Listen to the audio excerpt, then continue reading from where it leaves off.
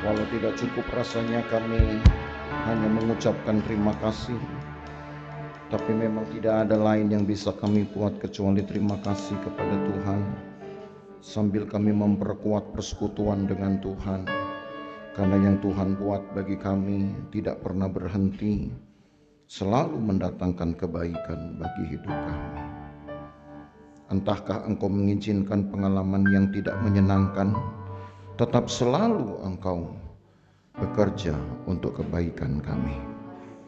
Maka biarlah hidup kami bermegah untuk selalu juga memberikan yang terbaik dari hidup kami. Bukan hanya sekedar pujian yang keluar dari mulut, tapi juga hati kami, ketulusan kami beribadah kepada Tuhan. Tuhan yang tahu itu melihat kedalaman hati kami, akan menilai ibadah kami, melayakkannya, dan bahkan akan memberkati kami sesuai dengan pengorbanan kami. Tuhan, maka kalau kami berkata terima kasih banyak, Engkau yang tahu kedalaman hati kami dalam mengucapkan hal ini. Mampukan kami untuk selalu layak di hadapan Tuhan. Lewat firman-Mu lah kami selalu dibentuk menjadi pribadi yang layak di hadapan Tuhan.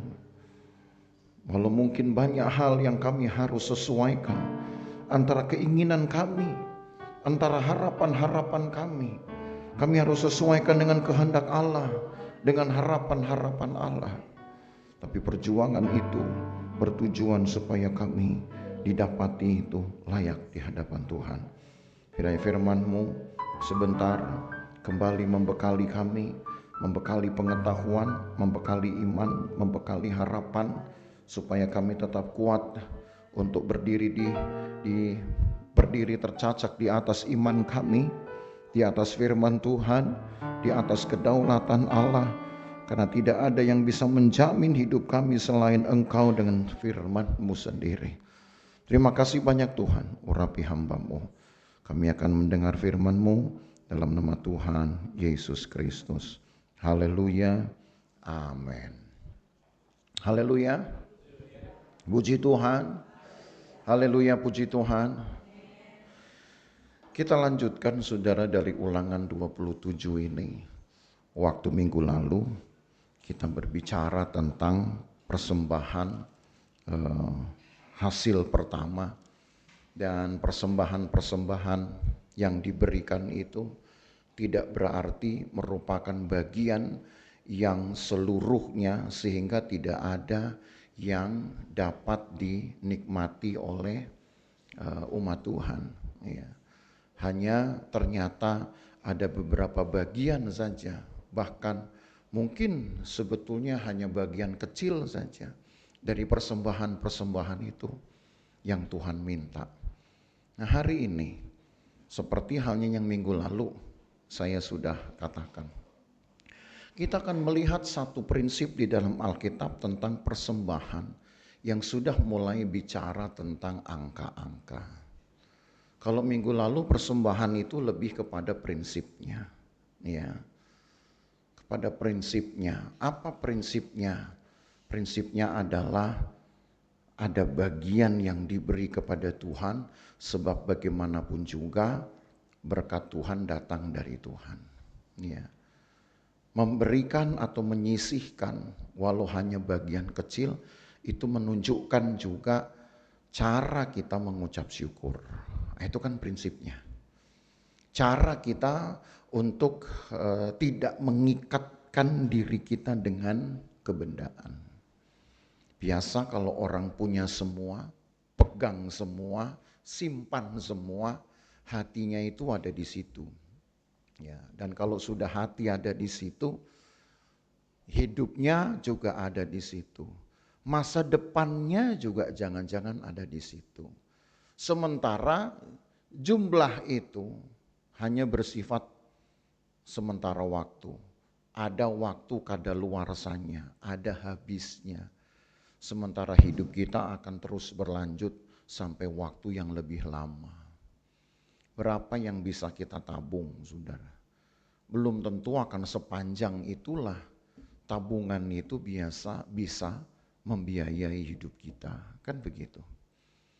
Ya, jangan-jangan yang ditabung pun, walau terkesan angkanya banyak, untuk tahun-tahun yang lalu angkanya banyak.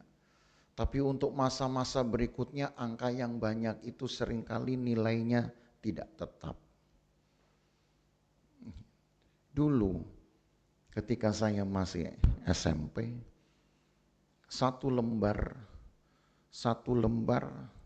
yang berwarna berwarna ungu, yang ada gambar Raden Ajeng Kartini, 10.000. Itu pecahan tertinggi pada waktu itu. Saya rasa kita yang sezaman pasti senasib lah ya. Gitu. Jadi foto R.A. Kartini itu menunjukkan nilai tertinggi. Dapat itu 10 lembar aja, saudara. Itu udah sama kayak kita sekarang dapat 1 juta kali. Nilainya tinggi sekali. Angkanya segitu-segitu juga. Sekarang 10.000 yang sekarang fotonya udah lain, warnanya juga sudah lebih ke biru-biruan. Gitu. Kita beli es krim 1 selesai. Gitu. Betul kan ya? Apalagi coba mau beli, mau naik, mau pergi bepergian kemanapun gitu.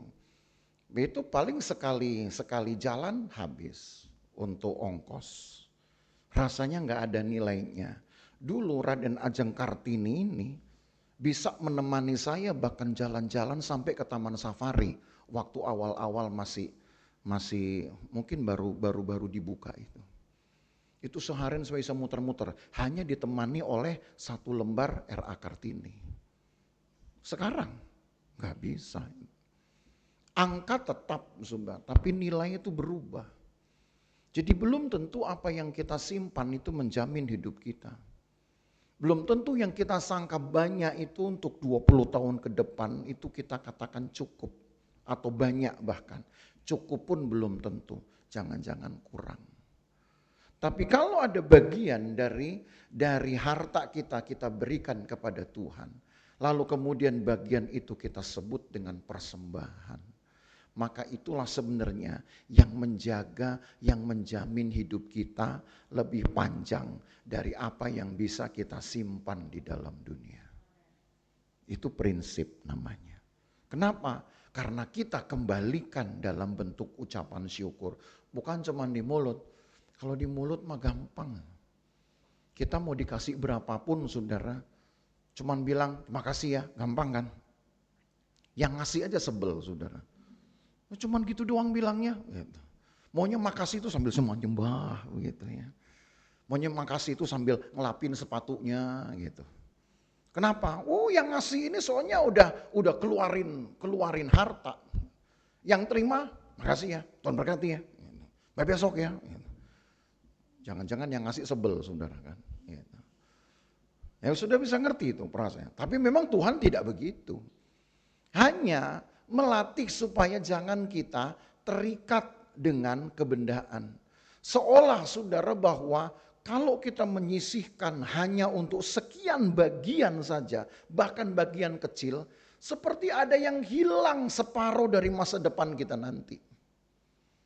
Allah tidak ingin orang Israel hanya menaruh hatinya pada persembahan atau berkat-berkat itu. Justru Allah ingin membebaskan orang Israel dari keterikatan akan kebendaannya. Supaya kalau nanti makin banyak orang Israel dapatkan berkat Tuhan. Makin banyak yang mereka simpan, boleh sah-sah saja. Saudara mau tabung berapapun yang saudara punya. Tapi yang penting saudara harus pastikan hatimu tidak terikat di sana. Ada yang begitu terikat, rasanya susah sekali ngeluarin apa yang udah ditabung. Sampai ada satu orang bilang, Pak kalau uang saya sudah ditabung, maka saya anggap sama dengan tidak ada. Oh, artinya ya saya itu baru bilang punya uang kalau ada yang di dompet.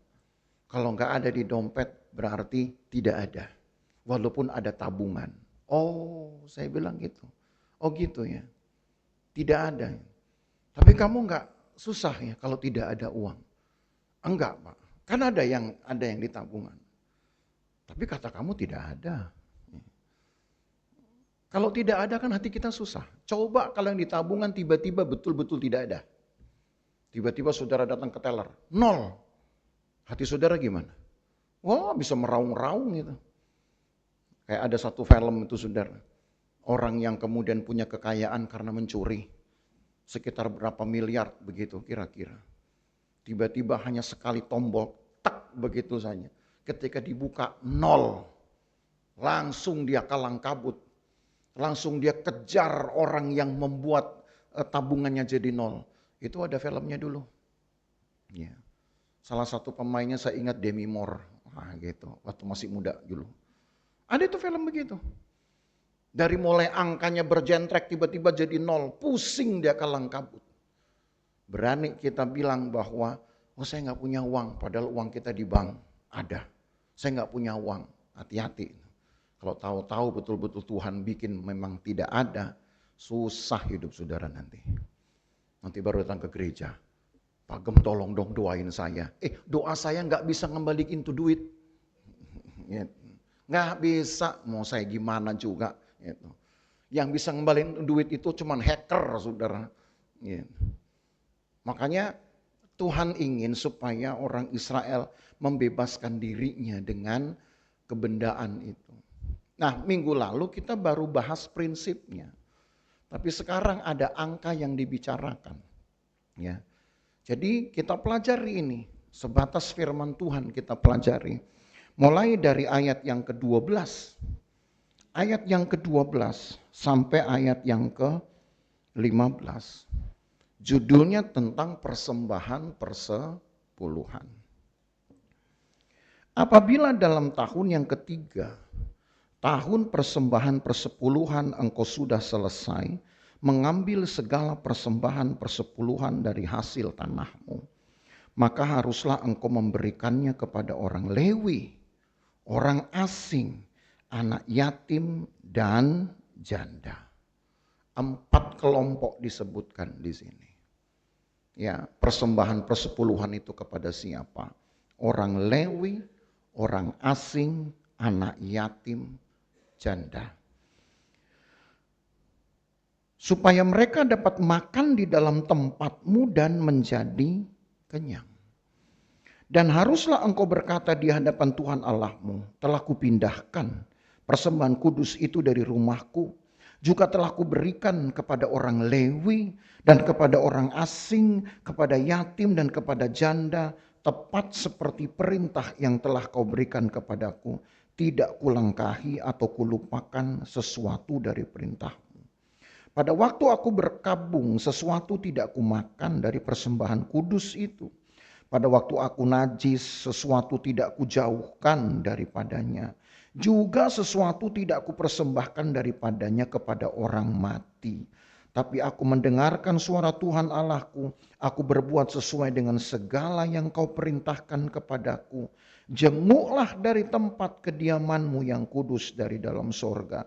Dan berkatilah umatmu Israel dan tanah yang telah kau berikan kepada kami, seperti yang telah kau janjikan dengan sumpah kepada nenek moyang kami, suatu negeri yang berlimpah-limpah susu dan madunya. Ada sekarang disebut satu bagian persembahan yang harus diberikan kepada 4 kelompok ini. Dengan besaran yang tidak sebanding sebetulnya dengan bagian yang kita punya. Hanya 10%.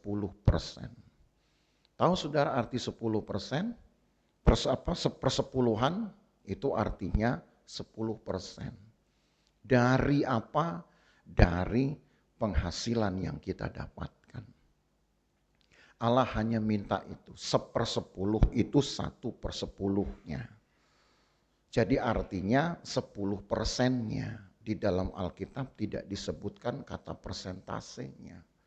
Tapi hanya disebutkan angka pembaginya. Dari hasil kita, bagilah itu menjadi 10 bagian. Maka 1 bagian, 10 bagian pertama, berikanlah kepada orang Lewi. Jelas maksudnya ya. Jadi kalau saudara punya uang 100.000, bagilah menjadi 10 bagian secara rata. Jadi saudara akan dapat 10.000, 10.000, 10.000 sebanyak 10 bagian. Satu bagian dari 10 itu saudara berikan kepada orang Lewi.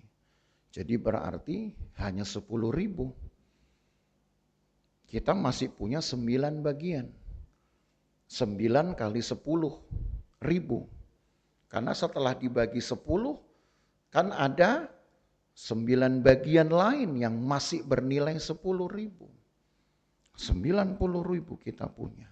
10.000 diberikan kepada orang Lewi yang nanti akan didistribusi, saudara, untuk 4 kelompok ini. Orang Lewi tidak sendirian. Orang Lewi tidak sendirian menikmati satu bagian dari 10 bagian ini. Saudara punya 50.000, tetap harus dibagi 10. Berarti satu bagian berapa? 5.000. Maka dari 10 bagian yang masing-masing 5.000, satu berikan kepada orang Lewi. Hanya 5.000. Saudara masih punya 9 bagian kali masing-masing 5.000. Itu namanya 1/10, saudara. Tetap hanya bagian kecil saja. Tapi apa yang Allah minta ini seringkali masih menjadi pertimbangan-pertimbangan. Kadang orang-orang Israel mungkin merasa bahwa bagian dari orang Lewi ini terlalu besar kalau dikumpulkan dari sekian banyak orang Israel. Betul, orang Lewi mendapatkan satu bagian. Setelah dibagi 10, satu bagian dikasih orang Lewi. Tapi ini kan dari satu orang. Kalau dari 100 orang, berarti orang Lewi akan mendapat 100 bagian. Satu bagian dari satu orang. 9 bagian milik yang memberikan. Kalau ada 100 orang, orang Israel kan pinter ngitung tuh. Berarti orang Lewi dapatnya 100 bagian. Ujung-ujungnya tetap kami lebih sedikit dong. Karena kami hanya mendapat 9 bagian. Nanti orang yang kedua kasih 1 bagian, dia cuma dapat 9 bagian. Tapi orang Lewi akan mendapat 100 bagian dari 100 orang. Memang namanya manusia kalau sudah menghitungkan begitu ya, saudara. Jadi akhirnya, ujung-ujungnya banyakkan dia dong. Kalau gitu ngasihnya nggak usah 1 bagian deh, kita kasih 0,1 bagian aja, misalkan gitu. Masalahnya angka itu nggak ada di Alkitab. Kita bikin sendiri karena tipuan di dalam pikiran. Hal nanti orang Lewi akan seolah akan terima lebih banyak dari orang Israel. Oh ya, kalau masih 1 orang, 1, yang orang Israel 9. Kalau ada 2 orang, berarti cuma dapat 2 bagian. Sampai nanti 10 orang, orang Israel udah dapat, Lewi dapat 10 bagian. Udah mulai nih kalah banyak nih. Ya tuh. Kalau 1.000 orang, makin besar lagi yang orang Lewi terima. Tapi saudara harus ingat, orang Lewi menerima bagian itu sebanyak apapun mereka tidak sendiri. Di dalam bagian-bagian yang orang Lewi terima itu, saudara, sebanyak apapun tergantung banyaknya orang. Memang orang Lewi akan mendapat bagian menjadi lebih banyak semakin banyak orangnya, kan begitu. Kalau orangnya dikit ya memang jadinya dikit. Tapi semakin banyak orang yang memberi persembahan, semakin banyak orang Israel yang memberi persembahan, otomatis bagiannya orang Lewi akan terus makin nambah. Tetapi itu sudah berkatnya mereka, karena mereka juga tidak boleh menghidupi dirinya sendiri. Pada mereka ini ada Jumlah besar di dalam 4 kelompok itu. Yang kalau Alkitab hitung saudara, bahkan jumlah itu lebih dari angka 26.000 orang. Bisa mengerti di dalam Alkitab itu. Nanti saudara akan tahu dari mana jumlahnya. Sementara orang Israel jumlahnya mencapai 61.730 orang.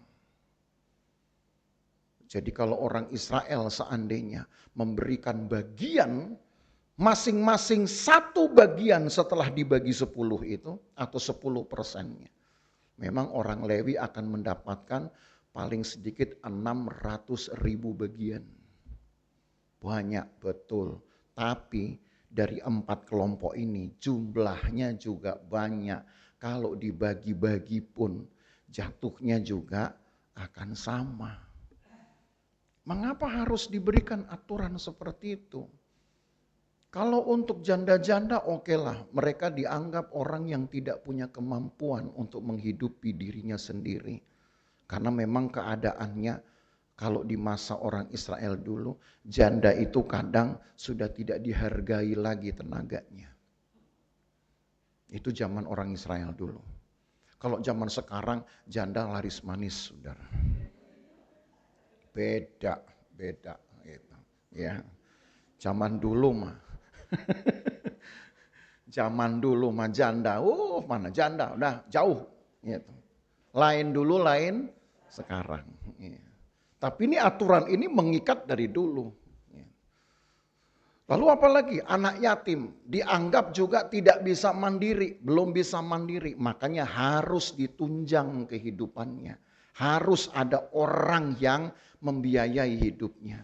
Siapa yang mau membiayai? Maka imam yang harus menanggungnya.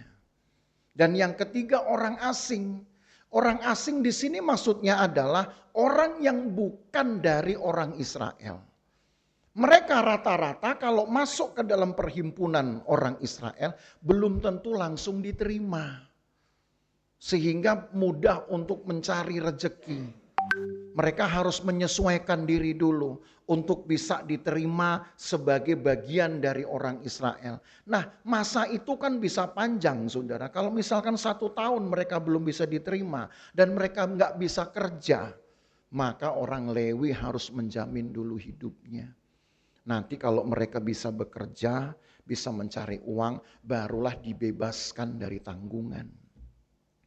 Jadi ada janda, ada anak yatim, ada orang asing. Nah, karena orang Lewi lah yang dipercaya, yang ditugasi untuk dapat memelihara 3 kelompok ini, maka orang Lewi tidak boleh mempunyai tanah. Orang Israel punya tanahnya. Makanya orang Israel untuk suku yang lain seperti Ruben, Simeon, Gad, Isakar, Lewi, Isakar, lalu ada Asyer, Naftali, Benyamin, Yusuf. Itu semua mendapatkan tanah. Dari tanah itu nanti mereka kelola. Jadi persawahan, jadi perkebunan, hasilnya mereka bisa nikmati. Tapi orang Lewi tidak mendapat tanah. Dari mana mereka mau mendapatkan hidupnya? Sudah begitu kepada mereka ditugaskan untuk memelihara 3 kelompok ini. Dari mana duitnya? Datang dari langit, saudara. Tidak mungkin. Nyangkul-nyangkul di tanah, tahu-tahu ada duit muncul. Nyerok-nyerokin got, tahu-tahu ada duit nongol. Kan gak mungkin. Karena sudah tidak punya lahan untuk dikelola dan memang tidak boleh bekerja orang Lewi itu. Tidak boleh cari uang. Tapi mereka bukan hanya mikir hidup mereka. Mereka mikir kehidupan dari 3 kelompok yang lain. Dari mana uang mereka? Tuhan membuat aturan. Uangnya harus dari saudara-saudara yang lain. Yaitu dari orang-orang Israel. Sisihkanlah 1 bagian dari 10 bagian yang mereka dapat.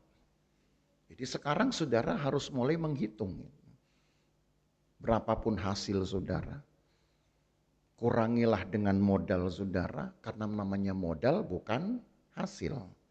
Modal ya modal saudara ya. Yang namanya hasil itu berarti yang bukan modal. Setelah engkau kurangi dengan modal, barulah saudara bagi 10 itu. Mau kayak sampai 0, bagi aja dulu 10. Setelah bagi 10, satu bagian saudara bawa itu ke dalam rumah Tuhan. Setuju? Masih mikir? Perlu dijelasin lagi dari awal? Jadi apapun yang saudara dapat, walaupun Alkitab ini berkata pada tahun ketiga, betul ya? Tapi saudara harus ingat, orang Israel mengumpulkan persepuluhan mereka itu memang cukup lama. Kenapa? Karena masa panen mereka saja itu bisa berlangsung paling sedikit sampai 90 hari. Paling panjang 120 hari, itu masa panen. Jadi mereka harus menghitung dulu hasil mereka sampai nanti panennya selesai. Setelah sebutlah 4 bulan itu. Nah orang Israel ini saudara, itu terbentang dari ujung utara perbatasan dengan Damsyik sampai ke ujung selatan perbatasan dengan Mesir. Zaman itu belum ada nomor rekening. Zaman itu mereka harus menyetorkannya kepada orang Lewi yang dibawa langsung ke Yerusalem. Jadi saudara bisa tahu orang yang di utara sana itu butuh waktu berjalan kaki saudara ke Yerusalem. Sambil kemudian menghitung dulu. Setelah 4 bulan panen mereka hitung dulu dari hari pertama, hari kedua sampai hari ke-120, kan 4 bulan toh. Hari 120 berapa jumlah panennya, kurangilah kemudian biaya modalnya. Oh dapatnya sekian, lalu dari sekian itu dibagi 10, setelah dibagi 10, yang 10 itu diantar ke orang Lewi. Orang Lewi catat. Itu ada aturan itu. Dicatat oleh orang Lewi. Nah orang Lewi nyatetnya juga belum ada komputer, belum ada simpoa.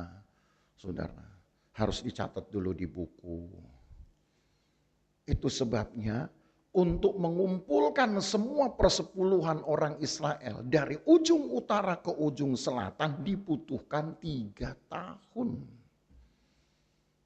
Jadi angka 3 tahun bukan berarti nyetornya perpuluhan itu harus 3 tahun sekali.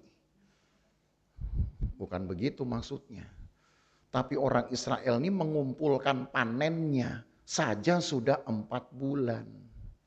Gitu. Belum lagi nanti mereka harus mengumpulkannya satu persatu. Mesti dibawa, ada aturannya. Dari bulan kesekian suku Ruben menghadap dulu orang Lewi. Karena mereka ini kan banyak saudara. Berapa jumlahnya? 601.730 orang. Seandainya saudara yang kemudian menjadi menjadi bandar arisan. Saudara harus menerima peserta arisan sebanyak 601.750 orang. Saya mau tanya, saudara butuh berapa jam itu untuk di zaman sekarang aja? Ayo, jangan-jangan seminggu kali itu juga saudara. Udah di zaman sekarang loh itu.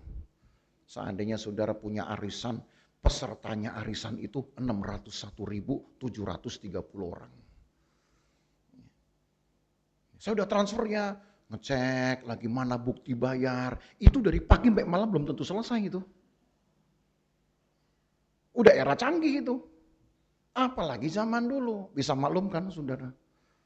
Maka butuh waktu begitu panjang, maka ditetapkanlah setiap tahun ketiga disebut dengan tahun persepuluhan. Baru nanti ada hasil akhir rekapitulasi dari orang Lewi. Bahwa inilah persepuluhan dari umat Tuhan itu. dalam hitungan setiap tahun ketiga.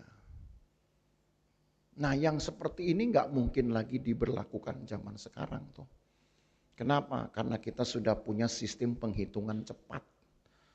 Tetapi yang jelas bahwa indikasinya adalah persembahan dari hasil tanah. Kan itu ayat yang ke-12. Jadi kalau saudara mendapat perputaran hasilnya itu mingguan, maka setiap minggulah saudara kemudian hitung dan bagi.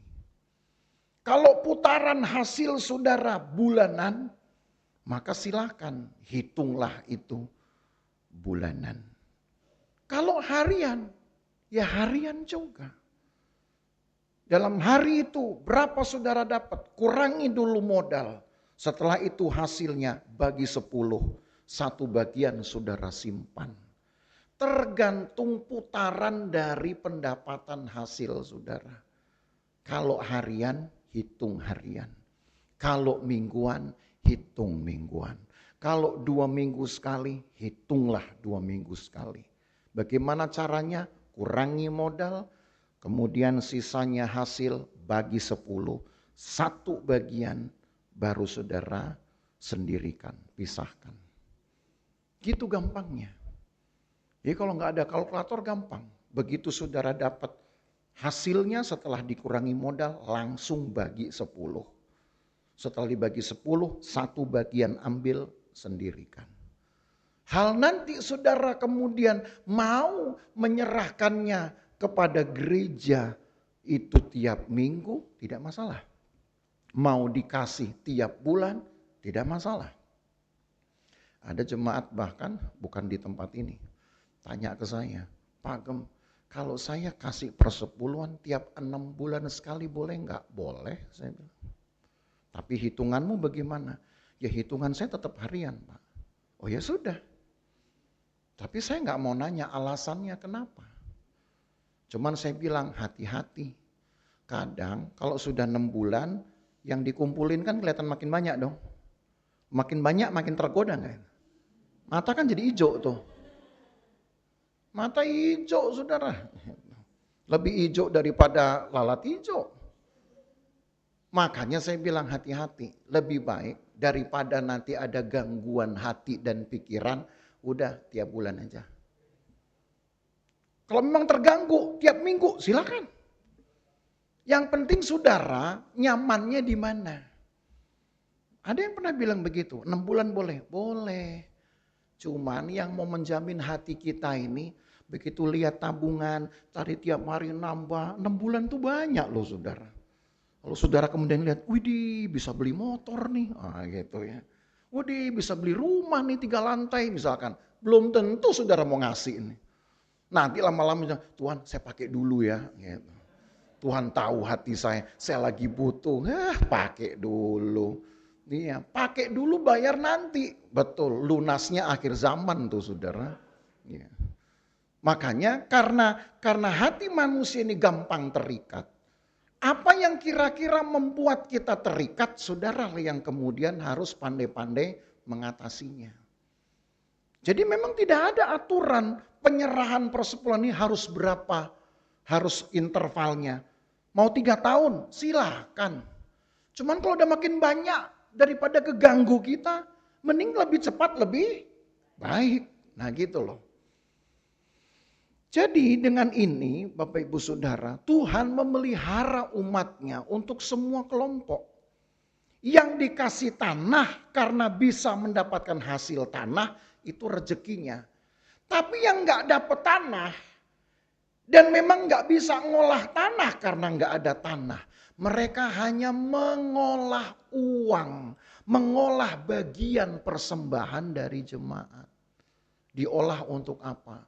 Untuk menghidupi 4 kelompok tadi. Supaya tiap-tiap orang punya berkatnya masing-masing. Yang jelas saudara, umat Tuhan yang masih megang 9 bagian tadi gak akan kekurangan. Gak akan kekurangan. Hari Sabtu kemarin saya masih ada di kota Palembang. Dari pagi sampai siang di gereja tempat di mana saya menginap itu bikin seminar. Seminar judulnya tentang bagaimana mengatasi keinginan atau keluar dari jebakan pinjol dan judol. Sekali-sekali perlu kita bikin seminar itu. Ya. Tapi seminar itu bentuknya online, webinar. Jadi kita ini sambil jalan begitu ya, sambil mengunjungi seseorang, kita buka HP. Gembalanya pun juga buka HP. Gitu. Karena memang seminarnya lewat online. Itu jadi nggak perlu datang ke gereja. 3 jam dari jam 9 pagi sampai jam 12 siang tentang pinjol dan judol. Ujung-ujungnya 2 narasumber ini dan semuanya ahli ekonom ternyata. Bilang begini, kalau kita mau selamat, saudara, kalau kita mau aman, hidup tenang, hasil saudara setelah kemudian dikurangi dengan modal semua, pokoknya hanya modal aja katanya. Jangan dikurangi dengan yang lain, modal aja dikurangi, maka setelah itu bagi dulu menjadi 4 bagian besar. Atau bagi dulu 10 bagian tadi. 1 bagian itu untuk persepuluhan. Ternyata pembicaranya pinjol dan judol ini orang Kristen. Bukan pendeta, orang Kristen. Jadi dia tahu kewajiban Alkitab. Setelah dibagi 10, 1 bagian itu serahkan ke gereja. Itu persepuluhan. 2 bagian itu kemudian pakailah untuk pakailah untuk cadangan istilahnya. 3 bagian itu cobalah pakaikan itu untuk investasi. 3 bagian berarti 30% dari hasil. 4 bagian bayarkan kewajiban.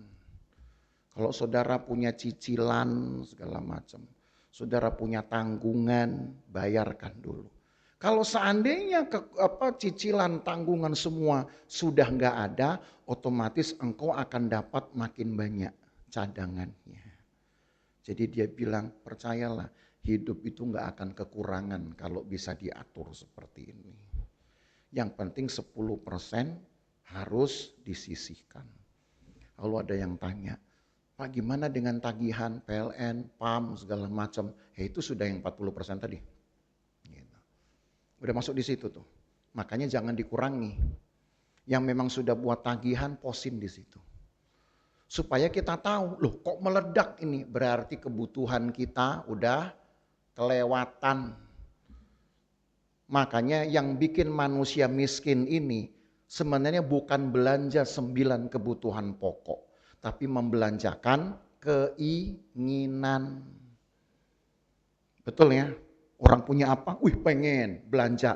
Kebutuhan pokok belum dibelanjakan, keinginan kita sudah dibelanjakan. Makanya orang gak pernah kaya katanya. Itu kata dia. Saya dengar aja tuh dari HP. Oh gitu. Saya pikir nih hari Minggu saya sampein ke jemaat nih. Bagus nih gitu. Jadi gak perlu undang pembicara. Apa yang saya tangkep gitu. Jadi saudara tahu yang bikin mahal tuh apa? Ya keinginan. Gitu. Apa-apa pengen. Sudah kenyang masih pengen. Sudah punya 2 masih pengen 3. Mahal itu. Makanya Tuhan bilang ikat, taruh pisau di leher. Kalau belum sebelum kenyang berhentilah makan. Begitu. Jangan sampai sudah kenyang pun masih nggak bisa berhenti makan. Nah itu tandanya kita yang tahu saudara, mana yang betul-betul keperluan, mana yang hanya keinginan. Nah itu kalau sudah skala besar. Tapi tetap saudara, sama ilmunya. Dari 10 bagian, ada 4 bagian untuk tadi tagihan, 3 bagian itu untuk investasi, untuk kerja, maksudnya untuk dagang. Bisa kok. Jadi orang pun gak usah minjem tuh bisa, asal berani dari usaha sedikit-sedikit dari yang 30%. nanti yang 4 bagian pasti akan berkurang toh otomatis gitu. Nah itu bisa nanti ke sini. Yang penting ada tabunganmu. Berapa tabungannya? 20%. Gak usah rakus katanya. Percayalah 20% itu bisa memeliharamu sampai hari tua katanya. Itu kata dia. 20% nabung saja dari hasil kita. Itu masa tua kita terpelihara. Apalagi ditambah 10% yang untuk Tuhan. Masa 70% untuk membelanjakan masa depan kita orang masih kurang? Aneh kan? Saya pikir benar juga. 70% loh, 30% investasi, 40% tagihan. Ini jumlahnya nanti bisa berubah. Lama-lama nanti dengan investasi makin besar, dagang makin besar, usaha makin besar, kan ini yang 40% akan jadi berubah. Tapi yang 30%, 10% persepuluhan, 20% tabungan, nggak akan berkurang itu. Malah siapa tahu nanti bisa nambah juga seiring dari yang 70% ini. Percayalah kalau orang nggak rakus, yang hitungan ini diikuti, itu mereka sudah uji itu saudara ya, sekian belas tahun itu. Karena mereka cukup pengalaman jadi pembicara itu. Mereka bilang masa depan terjamin kok, hari tua terjamin. Nah itu baru dari orang yang memang pakarnya di bidang itu. Makanya nggak usah pinjol-pinjolan katanya gitu. Dari uang yang kecil saja kalau pinter diatur sebenarnya kita ini tetap hidup kok katanya. Jadi terus ada yang nanya, jadi Pak kalau begitu 1/10 ini boleh nggak dimisalkan untuk dipakai dulu untuk nambahin investasi tadi yang 30%? Nggak boleh. Nanti orang akan terus ketagihan. Tetap aja ini hitungannya. Jadi saya pikir-pikir yang paling mendasar dari hitungan itu ternyata adalah untuk hidup kita sendiri. Ternyata Allah sudah buat supaya kita itu nggak kekurangan. Tapi kalau masih berkekurangan artinya gengsi kita yang mahal. Tahu gengsi? Yaitu pengen yang orang lain punya. Yang harusnya belum waktunya kita punya. Tapi kalau nggak punya, tiba-tiba ada yang netes di sini. Gitu. Ya. Yang lain punya, aduh saya belum punya, langsung netes di sini. Harus beli nih. Hati-hati saudara itu.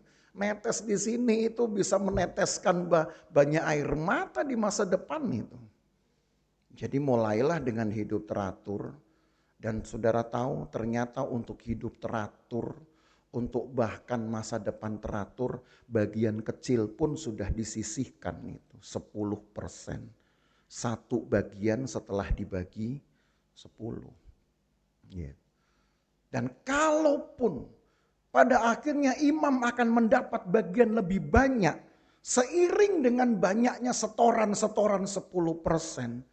Ingatlah imam ini, Lewi ini masih punya banyak tanggungannya. Bahkan Lewi ini pun punya 3 keturunan. Lewi itu punya 3 anak. Ada Gerson, ada Kehat, ada Merari. Itu 3 anak Lewi. Masing-masing anak inilah kemudian akan menurunkan saudara banyak sekali keturunan sampai jumlahnya tuh tadi saya katakan ada sekitar 26.000. Tetapi 26.000 itu dari 3 anak ini. Tetapi anak kedua yang namanya Kehat ternyata ditentukan bagian yang lebih kecil lagi daripada orang Lewi. Saudara mau tahu? Jadi kita mundur ke Ulangan pasal yang ke Bilangan pasal yang ke-18. Bilangan pasal yang ke-18. Dulu kita pernah bahas ini tetapi hanya sekilas saja. Bilangan pasal 18, di situ ditulis dengan judul kewajiban dan penghasilan imam dan orang Lewi.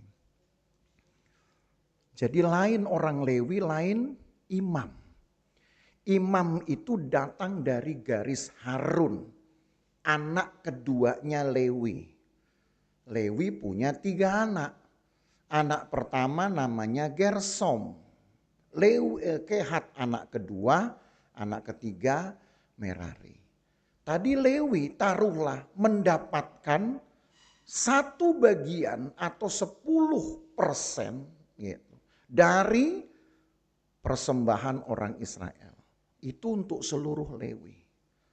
Tetapi khusus untuk yang namanya imam yang datang dari anak kedua Lewi, ada bagian yang ditentukan seperti ini. Mulai ayat yang ke-25. Ayat 25 ya. Bilangan 18 dari ayat 25. Tuhan berfirman kepada Musa lagi. Haruslah engkau berbicara kepada orang Lewi dan berkata kepada mereka, apabila kamu menerima dari pihak orang Israel persembahan persepuluhan yang kuberikan kepadamu dari pihak mereka sebagai milik pusakamu, maka haruslah kamu mempersembahkan sebagian daripadanya sebagai persembahan khusus kepada Tuhan, yakni persembahan persepuluhanmu dari persembahan persepuluhan itu. Terusnya, dan persembahan itu akan diperhitungkan sebagai persembahan khusus, sama seperti gandum dari tempat pengirikan dan sama seperti hasil dari tempat pemerasan anggur. Secara demikian, kamu pun harus mempersembahkan sebagai persembahan khusus kepada Tuhan sebagian dari segala persembahan persepuluhan yang kamu terima dari pihak orang Israel dan yang dipersembahkan daripadanya sebagai persembahan khusus kepada Tuhan haruslah kamu serahkan kepada Imam Harun.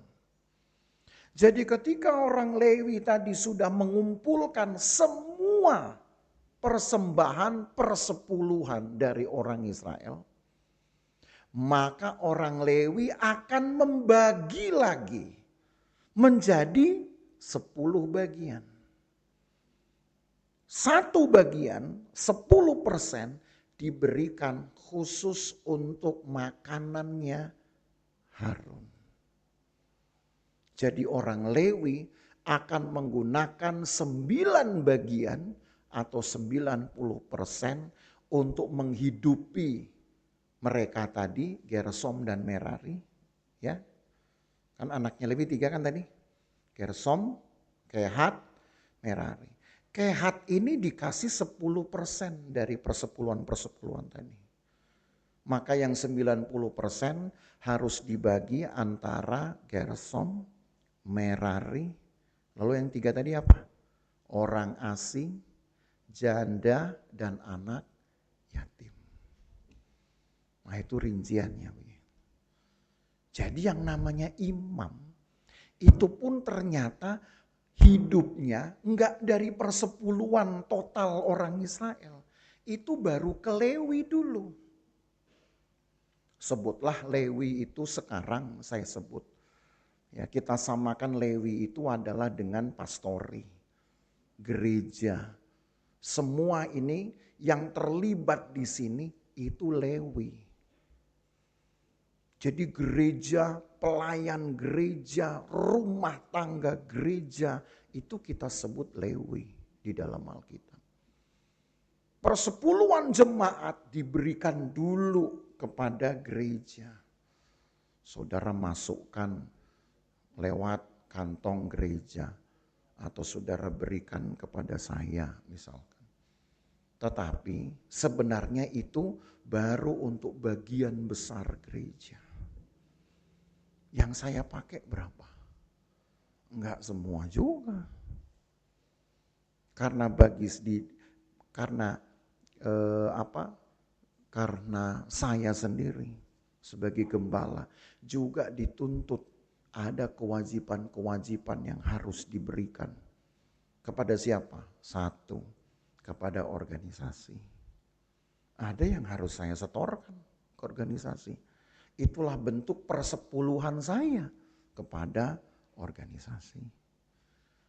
Jadi artinya hidup kita ini enggak berarti persembahan saudara itu, persepuluhan saudara 100% itu untuk menghidupi imam. Enggak. Lewi. Tapi berhubung Lewi itu punya banyak orang, maka persembahan itu harus diatur begitu rupa. Haknya Imam Harun hanya persepuluhan dari persepuluhan tuh. Jadi kalau dihitung-hitung saudara ya, kalau dihitung-hitung sebenarnya yang menjadi haknya Imam Harun itu cuma 1% dari persembahan jemaat. 10% ke orang Lewi tuh. Tapi kemudian bagian ini 10% dari 10% baru ke imam. Berarti sama dengan berapa? Hanya 1%. Tapi orang-orang Lewi lah yang lebih banyak akan membelanjakan uang-uang persepuluhan ini. Untuk apa? Untuk hidup mereka, untuk perawatan, biaya perawatan kemah suci. Kan yang ngurusin orang Lewi itu saudara. Kemah suci itu yang ngurusin siapa? Orang Lewi. Untuk apa lagi? Untuk membiayai bahkan jika ada pelayan-pelayan yang oleh karena kondisi tertentu tidak bisa melaksanakan tugas. Ditambah lagi dengan janda, yatim, dan orang asing. Kira-kira itu keperluannya sedikit enggak? Banyak loh. Jadi persembahan persepuluhan jemaat itu dari yang kecil ini yang hanya 10%. Sebenarnya kalau satu orang mungkin belum nutup saudara. Belum nutup. Kenapa? Kan biaya perawatan kemah suci itu mahal. Itu sebabnya kalau Allah berkati kita dengan jemaat lagi. Makin banyak kan setoran persepuluhannya. Berarti makin ringanlah orang Lewi akan mengelolanya. Tuhan tambahkan lagi jemaat, berarti makin banyak lagi persepuluhan diterima. Tapi bagian Imam Harun ya cuman segitu, 1% itu saja. Yang bagian mana yang lebih besar? Bagian rumah Tuhan. Jadi di dalam di dalam satu gereja, rumah Tuhan itu tetap andil jemaat ada, tapi dari persepuluhan itu. Maka selalu saya berusaha untuk tidak melibatkan jemaat dengan angka besar, kewajiban besar kalau sudah berhubungan dengan pemeliharaan rumah Tuhan. Oh kita ganti ini semua barang-barang yang mahal semua. Tapi gak pernah saya umumkan. Tolongnya jemaat kumpulin duit kita mau beli TV, kumpulin duit kita mau beli apa yang baru. Enggak ada. Kenapa? Karena dari persembahan saudara lah kita atur begitu rupa. Supaya ada biaya untuk pemeliharaan rumah Tuhan. Itu Lewi yang atur. Ya, itu Lewi yang atur. Nah di sini Lewinya memang cuma sedikit, saudara. Maka kadang saya sendiri ngatur. Dibantulah paling mabugem. Oke, kita atur. Pokoknya ada yang harus untuk biaya-biaya yang lain. Kita makan belakangan. Saudara pikir nih, makannya Imam Harun, makannya gembala kok dikit amat. Oh tunggu dulu. Ini kan kita baru baca dari ayat 25. Saudara mau tahu bagian imam? Bagian imam itu, bagian gembala, bagian pemimpin umat itu ternyata besar. Banyaknya bukan di persepuluhan. Mau tahu? Kita harus baca dari ayat 1. Masih di bilangan 18. Justru bagian inilah yang lebih besar menjadi pemeliharaan untuk imam besarnya. Persepuluhan gak seberapa ternyata saudara. Coba kita lihat ya. Dari ini masih bilangan 18. Dari ayat 1. Tuhan berfirman kepada Harun, engkau ini dan anak-anakmu beserta seluruh sukumu harus menanggung akibat setiap kesalahan terhadap tempat kudus. sedang hanya engkau beserta anak-anakmu yang harus menanggung akibat setiap kesalahan yang dilakukan dalam jabatanmu sebagai imam. Resiko imam besar sekali kan saudara. Kalau ada salah di dalam peribadatan, yang disalahkan itu imamnya. Dalam hal ini gembala, bukan saudara yang salah. Saya harus menanggung kesalahan jemaat. Mahal sekali itu. Kompensasinya? Ayat 2. Suruh juga saudara-saudaramu suku Lewi, suku bapak leluhurmu mendekat bersama-sama dengan engkau, supaya mereka menggabungkan diri kepadamu dan melayani engkau apabila engkau ini beserta anak-anakmu ada di depan kemah hukum. Maka Tuhan bilang, engkau tidak mungkin kerja sendirian. Suruhlah orang-orang Lewi saudara-saudaramu. Siapa di sini? Gersom dan Merari tadi. Karena imam itu dari garis Kehat. Tuhan bilang itu saudara-saudaramu itu sesama suku Lewi, artinya dari Gersom dan Merari, suruhlah bantu engkau. Karena gak mungkin engkau bisa menyelesaikan rumah Tuhan itu sendiri. Makanya makin banyak pelayan, saya makin senang saudara. Itulah barisan orang-orang Lewi sebetulnya. Yang membantu untuk menyelenggarakan ibadah kemah pertemuan. Ayat 3, mereka harus melakukan kewajiban mereka kepadamu dan kewajiban mereka mengenai kemah seluruhnya. Hanya kepada perkakas tempat kudus dan kepada mezbah janganlah mereka mendekat, nanti mereka mati, baik mereka maupun kamu. Cuman satu yang orang Lewi gak boleh pegang, yaitu tentang peribadatan. Itu yang pegang hanya Harun. Itu sebabnya di dalam gereja kita saudara, yang boleh memang memegang pelayanan mimbar itu ya harus gembalanya. Memang begitu aturannya, dan gereja kita boleh dikatakan yang paling konsisten nih. Maka saya gak pernah sembarangan saudara ngasih mimbar ini. Gak mau saya. Banyak orang bisa khotbah, betul. Banyak orang pinter, iya. Banyak orang fasih lidah, betul. Tapi gak berarti mereka gampang saya naikkan ke mimbar ini. Nah, saudara bisa hitung dari tahun ke tahun yang berdiri di mimbar ini untuk khotbah siapa. Kan cuma sedikit orangnya, paling banyak saya, nomor 2 paling banyak pasti Pugem, kan gitu. Orang lain, bukannya saya nggak mau kasih mimbar, tapi memang pelayanan mimbar itu harusnya Imam Harun yang pegang. Kecuali kalau dalam keadaan tertentu, Imam Harunnya tidak ada, wakilnya tidak ada, itu lain cerita. Jadi, sebab kalau apa? Ada kesalahan, misalkan yang saya suruh untuk khotbah ini ngajarin yang lain. Ngajarin yang sesat, saudara nggak tahu itu sesat, langsung main amen aja. Maka yang salah itu saya. Karena itu peraturannya. Jadi Tuhan bilang, yang lain-lain sudah suruh orang saja. Imam Harun tugasnya ya memang hanya mengajarkan umat Tuhan, mengajarkan ketetapan. Kalau sekarang artinya mengajarkan firman, berkhotbah. Tapi pelayanan di kemah suci yang lain biarkan Gersom dan Merari, orang Lewi yang lain. Makanya kenapa ada pelayan-pelayan. Kan begitu. Tapi mereka tetap harus melakukan hal yang sama. Ya. Mereka punya syarat yang sama, gitu. Terus ayat yang kelima, dan kamu ini harus melakukan kewajibanmu mengenai tempat kudus dan kewajibanmu mengenai mezbah supaya orang Israel jangan lagi ditimpa oleh murka. Jadi ada syaratnya, ada ketentuannya, nggak boleh salah. Kalau salah ada murka. 6. Sesungguhnya aku telah mengambil saudara-saudaramu orang Lewi dari tengah-tengah orang Israel sebagai pemberian kepadamu, sebagai orang-orang yang diserahkan kepada Tuhan untuk melakukan pekerjaan pada kemah pertemuan.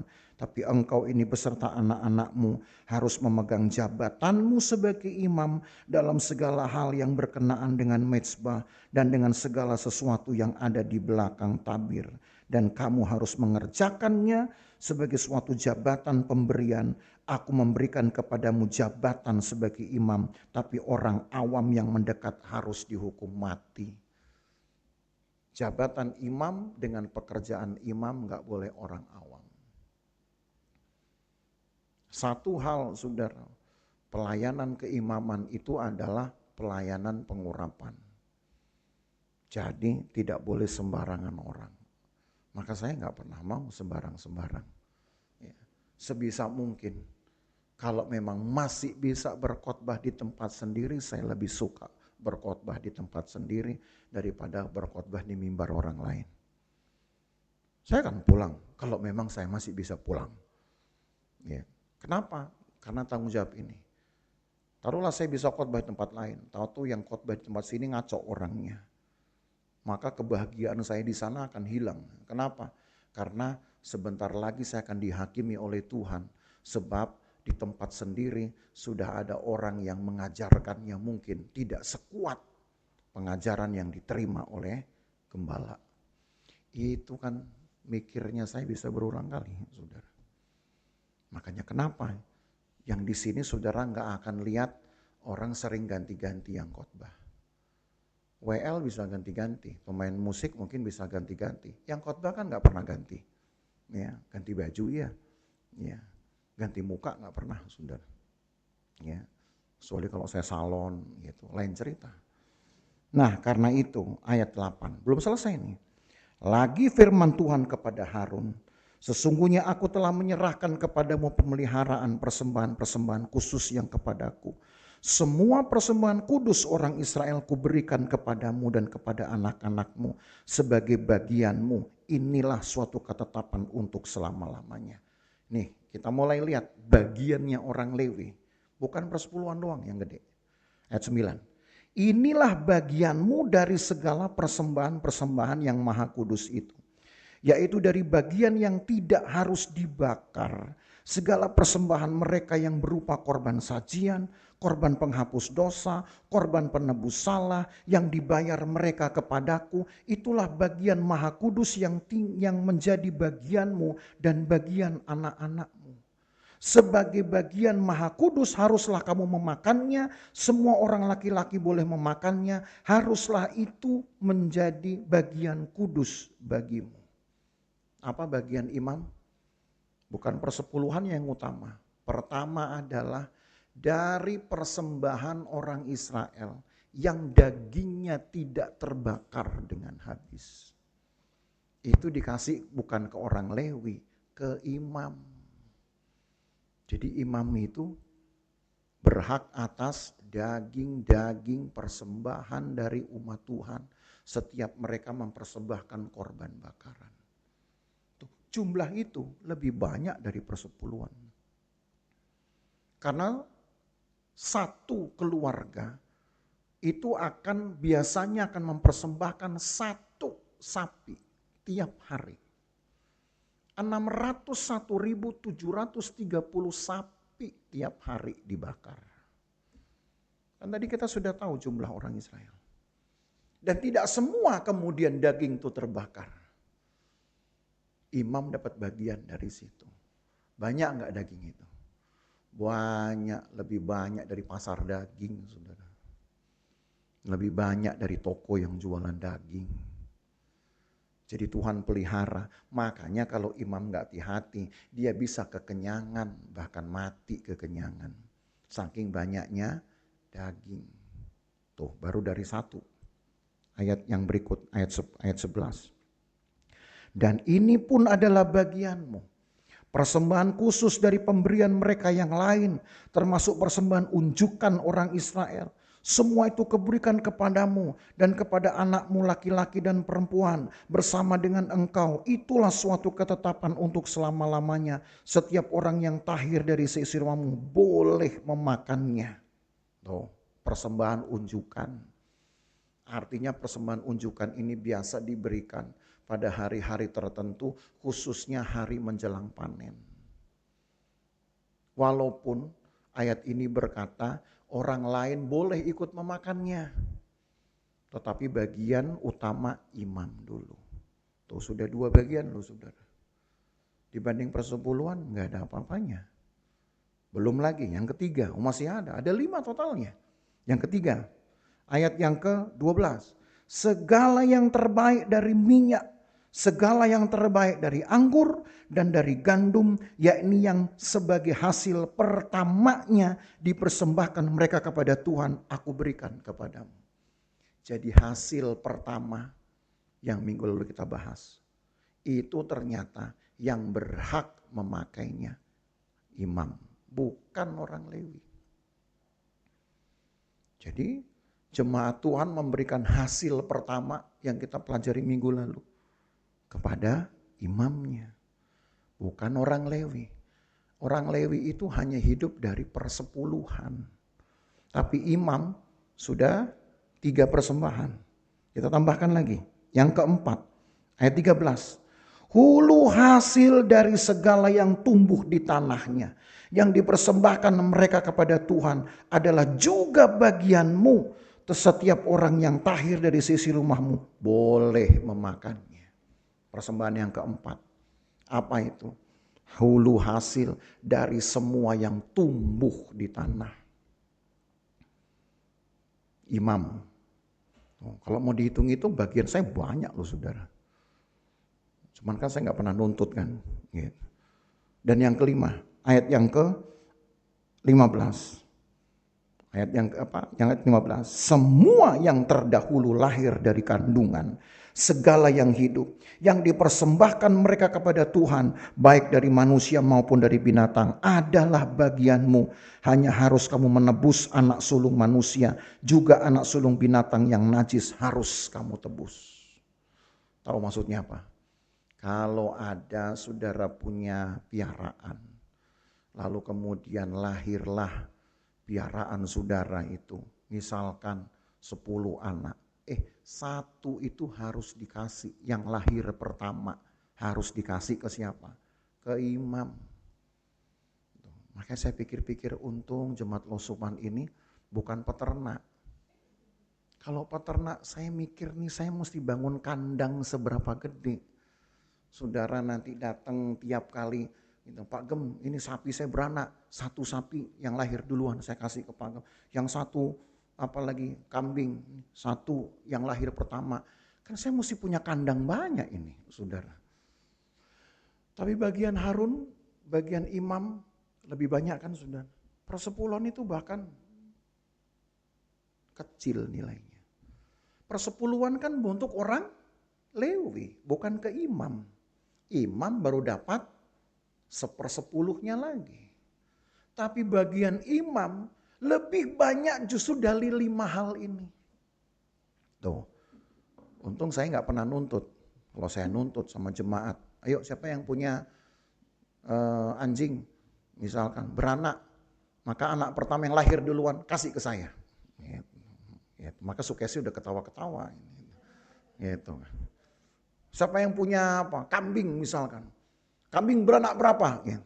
Maka yang lahir duluan harus kasih ke saya. Saya nggak pernah loh saudara merintahin begitu. Tapi Alkitab bilang itu haknya imam sebetulnya.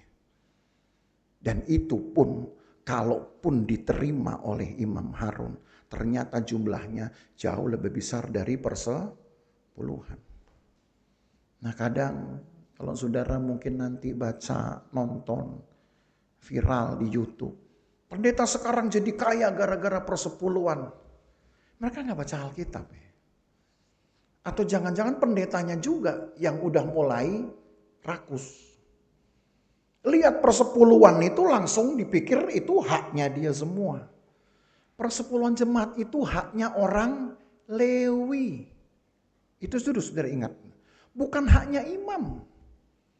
Persepuluhan saudara itu haknya orang Lewi. Imam hanya mendapat 10%-nya lagi dari situ. Maka saya selalu bilang sama Bu Gem, bukan hak kita untuk pakai persepuluhan jemaat itu secara 100% karena nggak ada di Alkitab. Bukan hak kita. Persepuluhan jemaat untuk biaya rumah Tuhan. Tapi hak kita, kalaupun bisa kita ambil, kita ambil. Kalau enggak, percayalah kita masih bisa hidup dari yang 5 persembahan tadi. Nah gitu. Maka sekarang saya punya alasan ini. Kalau seandainya pun saya nggak ngambil persepuluhan, semua persepuluhan saudara kita habiskan untuk pemeliharaan rumah Tuhan, saya nggak dapat bagian, saya tinggal berdoa, Tuhan kalau ada yang beranak tadi ini, ya kiranya ketuk hatinya supaya yang lahir pertama kasih ke saya. Gitu. Boleh. Imam Harun boleh nggak memakan 1% tadi, boleh, nggak apa-apa. Misalkan, pemeliharaan rumah Tuhan ini masih kurang, kita salurkan. Tapi yang bagian 5 tadi, itu memang hanya imam yang boleh menikmatinya. Jadi Bapak Ibu Saudara, tidak ada alasan sebenarnya persepuluhan itu nanti akan membuat hanya satu orang kaya. Berarti ada yang gak benar di situ. Nah sekarang saudara dapat pengajaran firman. Saya ajarkan ini kepada saudara. Bukan karena saya lagi butuh uang. Oh enggak. Saya ajarkan ini bukan karena saya lihat kok persembahannya makin berkurang. Enggak, percayalah. Saya berkhotbah ini supaya saudara mengambil beban karena rumah Tuhan ini tetap perlu pemeliharaan dan itu adalah tanggung jawab jemaat. Dari persembahan persepuluhan saudara, walaupun saudara kasih ke saya atau mungkin saudara masukkan di kotak ini, itu lebih dulu untuk pemeliharaan rumah Tuhan. Untuk hamba-hamba Tuhan. Hamba-hamba Tuhan kan juga perlu makan, saudara ya. Untung kita punya pengerja cuma 2. 2 tapi makannya nggak tahu kayak gimana, saudara ya. Tahu-tahu nasi 1 piring lenyap dalam 1 jam misalkan. Gitu. Kita hanya perlu berdoa ya Tuhan. Gitu. Nah, kalau bisa nih kira-kira, nah gitu aja. Tetap mereka perlu makan. Pelayan-pelayan perlu makan. Mereka itu imam. Mereka itu Lewi. Mereka itu orang Lewi. Berhak untuk makan. Berhak. Makanya saya bilang semua, kasih. Ada bagian mereka, kasih aja. Bukan soal jumlahnya, tapi itu menunjukkan bahwa jemaatlah yang memperhatikan mereka, tapi lewat kami. Saudara nggak boleh langsung kasih ke mereka. Saudara nggak boleh langsung kasih ke orang pastori, nggak boleh, nggak ada aturannya. Tetap saudara kasih dulu ke kami, saya yang mengaturnya. Itu baru ajaran yang betul.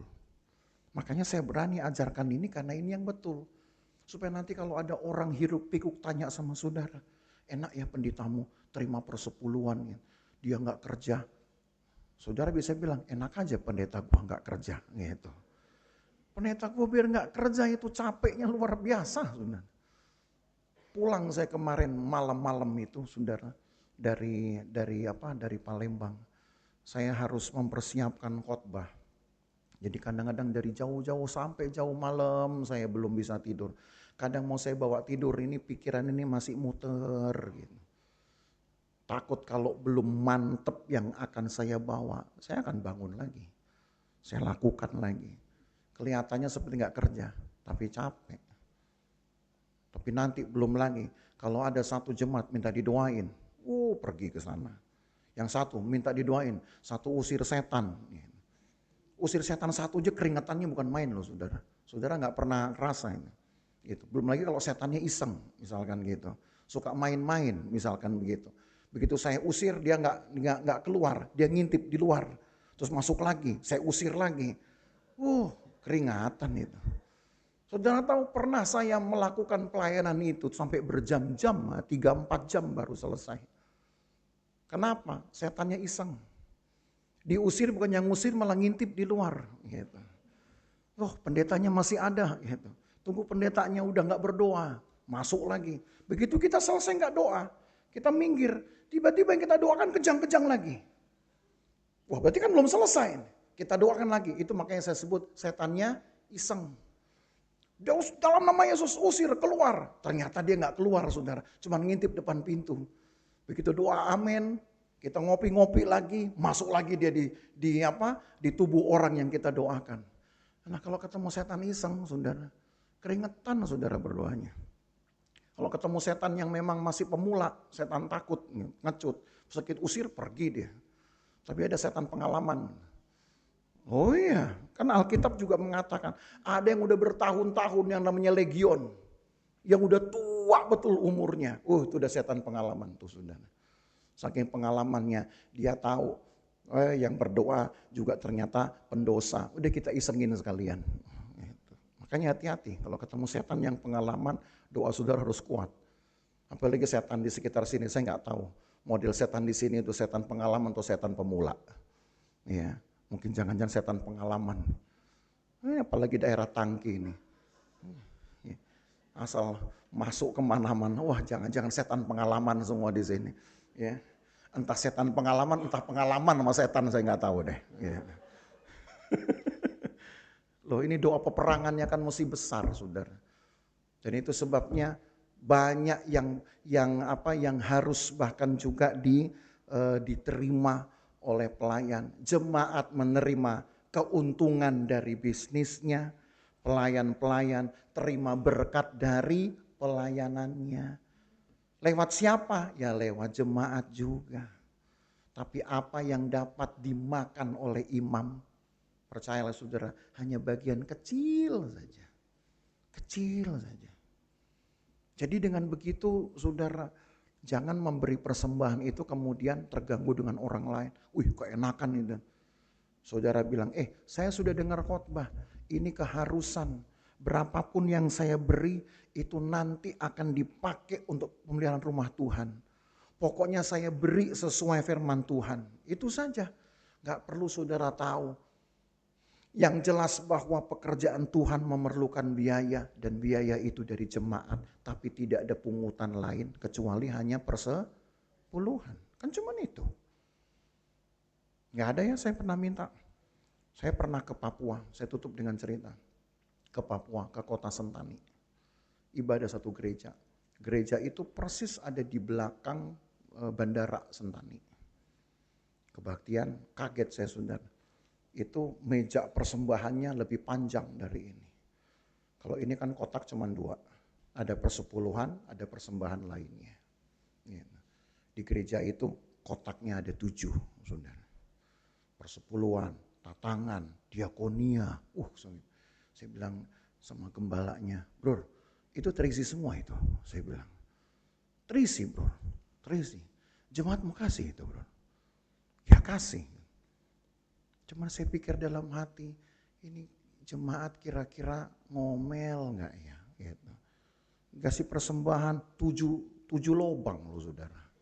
Ini kalau sakunya gak cukup tiba-tiba, gimana ya udah gak cukup lagi. 7 lobang mau dimasukin. Untung ini cuma 2 saudara. Makanya saya bilang untung Tuhan saya bikin cuma 2. Gimana kalau 7? Saudara mungkin gak mau datang lagi kali. Kenapa? Gereja gua lobangnya ada 7 nih. Aduh mau ke gereja saudara puyeng duluan. Enggak mas saudara ya. Cukup lah. 2 aja kadang-kadang mau kasih maju mundur. Kalau di sini kasih aja ya saudara ya. Saudara dengar firman Tuhan kan. Ya. Supaya apa? Supaya ada makanan saudara tiap-tiap saat. Hanya 1 bagian dari 10 bagian engkau sisakan. Ya, 1 bagian engkau berikan, makananmu itu Tuhan akan jamin terus ada. Tuhan berkati ya. Gitu. Maka ini ayat terakhirnya. Kalau kembali ke Ulangan tadi pasal yang ke-26. Kalau itu semua dilakukan, maka saya baca 3 ayat terakhir. Makanya saya pilih judul ini saudara. Ketika persembahan ini sudah saudara berikan semuanya, maka kembali ke Ulangan 26 ayat 16. Ini tujuannya. Pada hari ini Tuhan Allahmu memerintahkan engkau melakukan ketetapan dan peraturan ini. Lakukan semuanya itu dengan setia. Dengan segenap hatimu dan segenap jiwamu. Tuh, masuk loh di sini cakupan persembahan-persembahan itu. Jadi mempersembahkan dengan segenap hati, jiwa, itu bukan soal sekedar ungkapan. Buktinya apa? Itu persembahan kita. Terus ayat 17. Engkau telah menerima janji daripada Tuhan hari ini. bahwa Ia akan menjadi Allahmu dan engkau pun akan hidup menurut jalan yang ditunjukkannya dan berpegang pada ketetapan, perintah serta peraturannya dan mendengar suaranya. Dan Tuhan telah menerima janji daripadamu pada hari ini bahwa engkau akan menjadi umat kesayangan. Saudara mau jadi umat kesayangan? Maka praktekkan ini. Enggak cuman ungkapan, tapi lakukan dengan setia tadi. Apa yang harus dipersembahkan, persembahkan. Apa yang sudah diatur jumlahnya, persembahkan dengan jumlah itu. Terus ayat yang masih ayat 14. Seperti yang dijanjikannya kepadamu dan bahwa engkau akan berpegang pada segala perintahnya. Dan Ia pun akan mengangkat engkau di atas segala bangsa yang telah dijadikannya untuk menjadi terpuji, ternama, dan terhormat. Saudara tahu artinya ini? Menjadi orang yang selalu menjadi kesaksian, dihormati. Bukan karena saudara orang kaya, tapi karena saudara selalu berkelebihan. Bukan karena jumlahnya punya uang banyak, tapi berkelebihan itu adalah tandanya selalu bisa memberikan persembahan.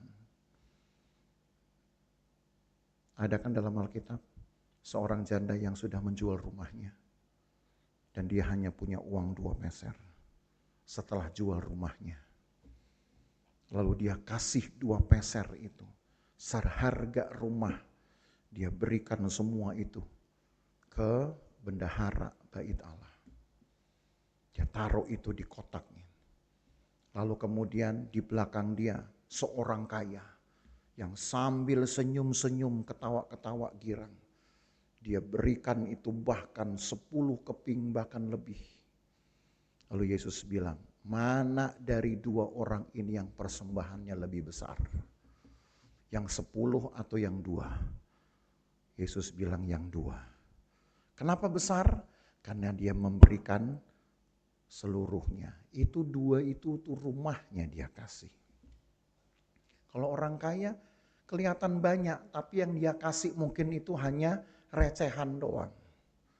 Recehannya orang kaya kan beda dengan uang kita, saudara. Mungkin kita ngasih itu, aduh Tuhan, 1 lembar ini jodoh hidup saya. Saya kasih ini besok kali saya nggak makan. Nggak usah takut. Yang penting kalau bagian Tuhan sesuai Alkitab saudara lakukan dengan setia. Karena saudara takut akan Tuhan. Makanan saudara Tuhan pelihara. Pasti itu. Makanya bukan soal besar kecilnya. Tapi kerinduan kita melakukan firman Tuhan dengan setia. Saudara akan dibuat nanti menjadi terhormat. Orang akan salut gitu. Hebat ini. Jemaat Losupan hebat. Belum jadi orang kaya tapi suka memberi. Nah gitu. Apalagi jadi orang kaya. Kira-kira gimana? Oh jadi orang kaya. Masih suka memberi enggak? Belum tahu ya. Karena kita belum kaya saudara ya. Gitu. Jangan sampai nanti begitu kaya baru kita bilang waduh sayang nih. Gua kasih ini harganya sama kayak 1 mobil misalkan begitu. Tuhan uji saudara. Kalau saudara berani memberikan dari yang saudara bilang, sebutlah belum banyak, belum seberapa, saudara berikan. Tuhan uji nanti kesetiaan saudara, maka berlakulah rumus Alkitab.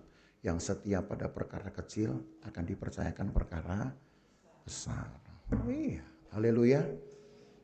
Haleluya. Haleluya. Mau diulang lagi dari awal saudara persepuluhannya, khotbahnya. Ya. Tapi saya sudah bilang minggu lalu ya, mau dengar khotbah persepuluhan? Mau, ya sudah saya khotbahin. Sesuai dengan janji. Ya. Tapi jangan takut saudara, makanan saudara Tuhan pelihara. Makanan anak-anakmu Tuhan pelihara. Makanan seisi rumahmu Tuhan pelihara. Hanya 1 bagian, 10%. Tapi masa depan dari seisi rumah saudara Tuhan pelihara. Ya, mari kita berdiri. Kita nyanyi 1 pujian yang tadi dinyanyikan lagu awal. Betapa dahsyat Engkau Tuhan, pencipta segalanya. Itu gimana tuh kata-katanya saya lupa nih.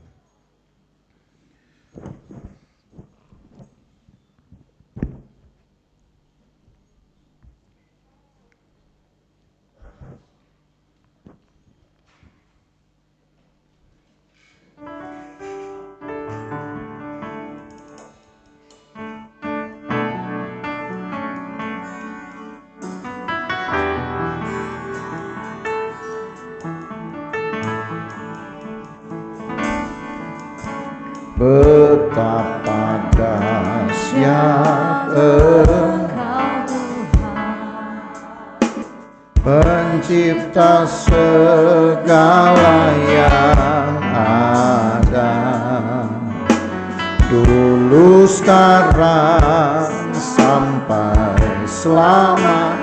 Hanya Engkau Tuhan, hanya Engkau Tuhan. Tak terselami pikiranmu, mimpi, tak terukur panjang setiamu, panjang dulu sekarang sampai selamanya, sampai selamanya. Hanya Engkau Tuhan, hanya Engkau Tuhan. Oh, sembah Engkau Yesus, sembah Engkau. Hanya Engkau, hanya Allah di hidupku, Allah di hidup. Tiada yang lain, tiada yang, hanya Kau, hanya Engkau Tuhan. Selamanya Kau tetap Allah. Haleluya. Walau dunia semua bergoncang, semua bergoncang, tak tergoyahkan, Kau tetap Allah.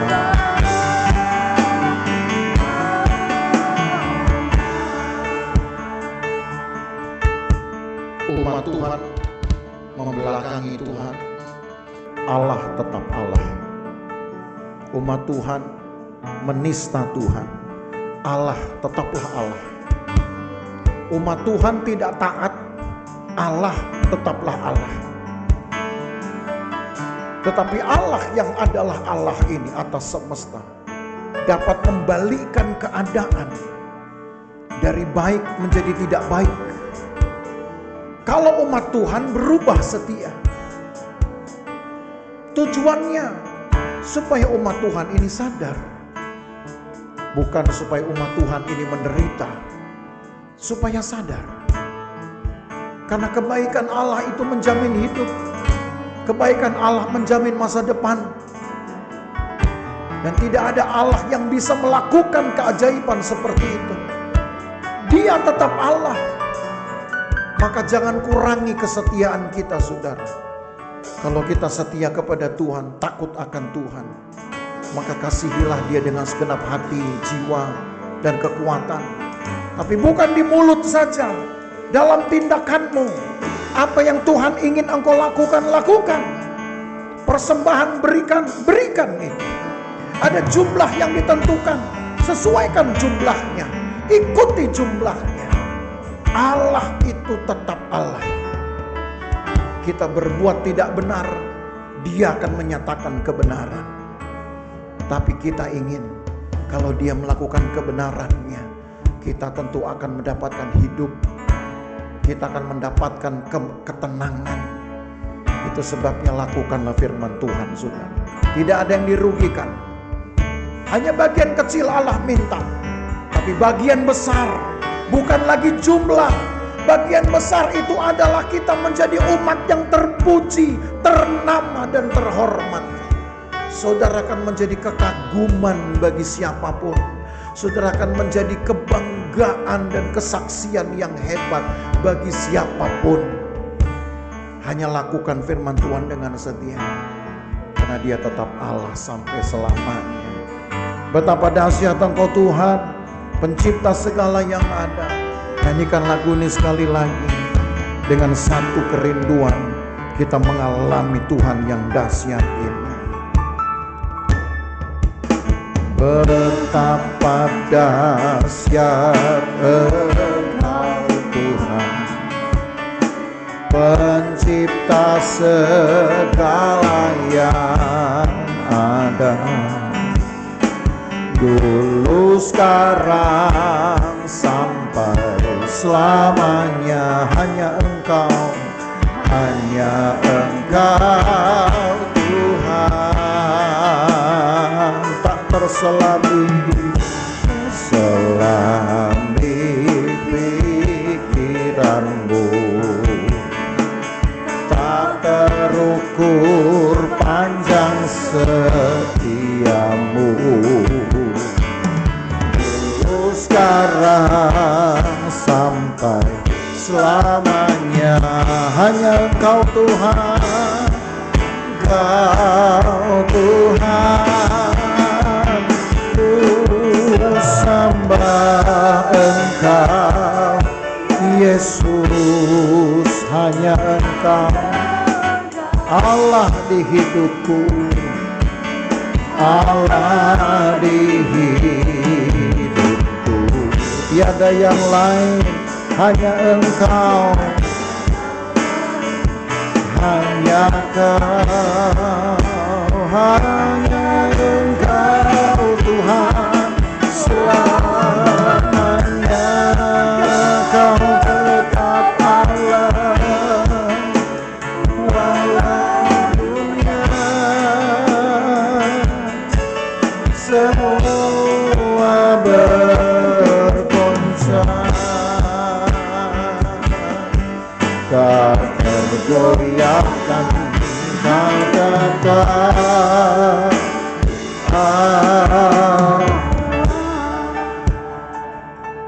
Tuhan Yesus. Mungkin tidak mudah untuk melakukan firman-Mu,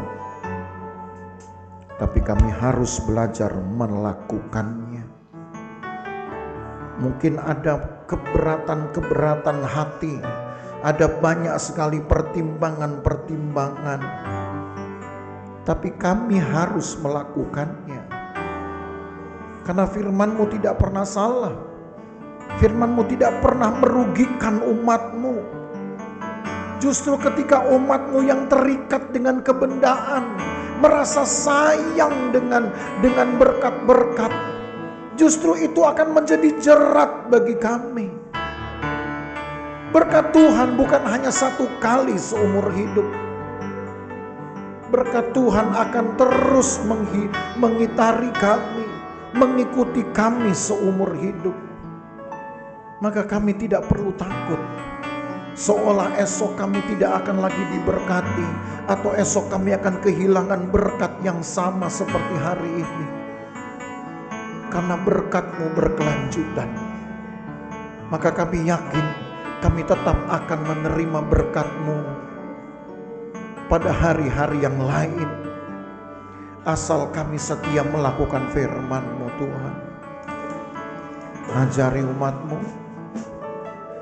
ajari umat-Mu, supaya kami mau melakukan firman Tuhan sesulit apapun. Satu tujuan Allah adalah menjadikan kami umat yang terpuji, umat yang menjadi kebanggaan.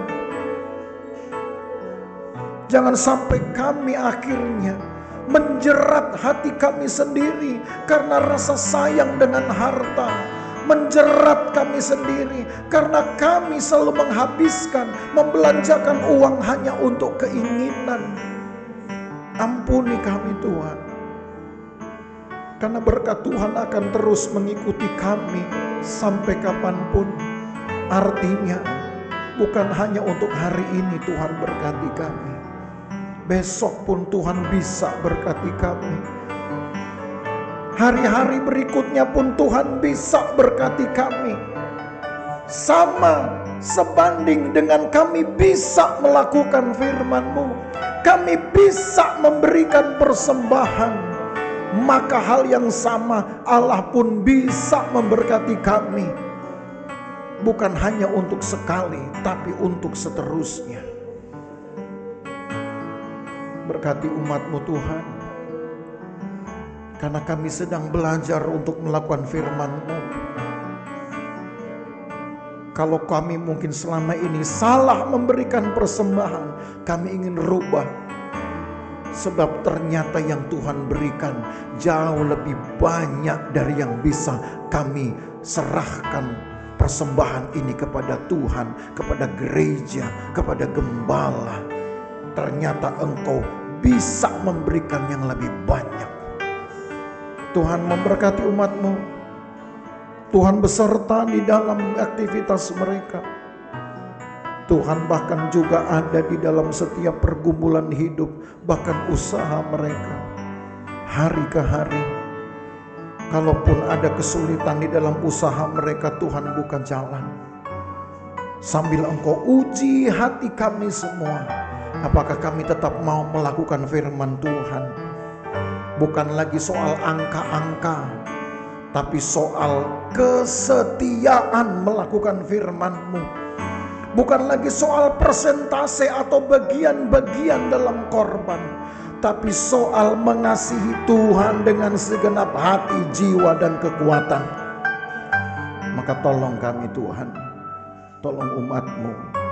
Berkatilah umat-Mu di dalam semua aktivitas mereka, dari bangun pagi hingga kembali ke pagi hari. Pagari mereka dimanapun mereka berada, baik di rumah maupun di luar rumah. Di dalam usaha mereka, berkati Tuhan.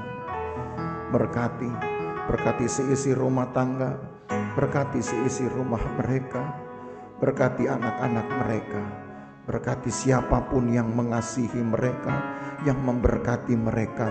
Tuhan berkati balik mereka. Terima kasih banyak Tuhan Yesus. Pagari mereka, jauhkan dari bahaya, celaka, dan perbuatan jahat orang lain. Dari pagi ke pagi hari, baik perjalanan pulang kami, Tuhan hentar baik jauh maupun dekat, berkendaraan berjalan kaki, Tuhan ada di setiap langkah kami. Tuhan ada di setiap menit, di setiap meter kami berjalan. Tuhan ada sampai kami tiba di rumah dengan sukacita karena selamat yang daripada Tuhan. Berkati persembahan umat-Mu, berkati korban-korban mereka. Maka Bapak Ibu Saudara sekalian, pulang dengan membawa berkat dari Allah Bapa, kasih sayang dalam persekutuan dengan anaknya Yesus Kristus, penyertaan Roh Kudus memelihara kita dari hari ini sampai selama-lamanya. Dan berkat ini kita terima di dalam nama Tuhan Yesus Kristus. Segala kemuliaan hanya bagi Tuhan.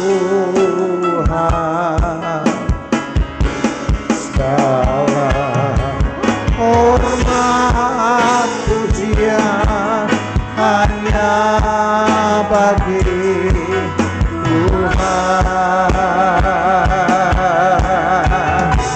Kuasa dan kemuliaan hanya bagi Tuhan. Segala